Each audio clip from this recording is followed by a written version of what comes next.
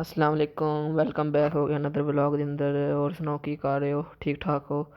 ਤੇ ਅੱਜ ਪੇਪਰ ਹੈ ਤੇ ਆਈ ਸ਼ਾਨ ਸਾਹਿਬ ਵੀ ਆਏ ਨੇ ਇਹਦੇ ਨਾਲ ਤੁਹਾਡੀ ਮੁਲਾਕਾਤ ਕਰਵਾ। ਹੋਰ ਭਾਈਜਾਨ ਕੀ ਹਾਲ ਹੈ? ਮੈਂ ਭਾਈਜਾਨ ਬਿਲਕੁਲ ਫਿਟ ਫਾਟ। ਤੁਸੀਂ ਸੁਣਾਓ ਤੁਹਾਡਾ ਕੀ ਹਾਲ ਚਾਲ ਹੈ? ਓਕੇ ਅਸੀਂ ਠੀਕ ਓਕੇ, ਠਾਕ। ਅਸੀਂ ਵੀ ਠੀਕ ਠੀਕ ਹੈ ਠਾਕ। ਭਾਈਜਾਨ, ਅਸੀਂ ਫਿਰ ਨਾ ਥੋੜੀ ਦੇਰ ਤੱਕ ਤੁਹਾਡੇ ਨਾਲ ਗੱਲ ਕਰਦੇ ਹਾਂ ਪੜ੍ਹ ਛੱਡ ਕੇ। A few moments later. ਹਾਂਜੀ ਅਸੀਂ ਆਈਸਕ੍ਰੀਮ ਖਾ ਕੇ ਵਾਪਸ ਆ ਗਏ ਸੀ। ਹੁਣ ਸ਼ਾਨ ਸਾਹਿਬ ਤੋਂ ਪੁੱਛਦੇ ਹਾਂ ਕਿ ਜੇ ਭਾਈਜਾਨ ਆਈਸਕ੍ਰੀਮ ਬੜੀ ਮਜ਼ੇਦਾਰ ਸੀ। ਔਰ ਕੀ ਹਾਲ ਚਾਲ ਹੈ? ਆਈਸਕ੍ਰੀਮ ਬਹੁਤ ਮਜ਼ੇਦਾਰ ਹੈ।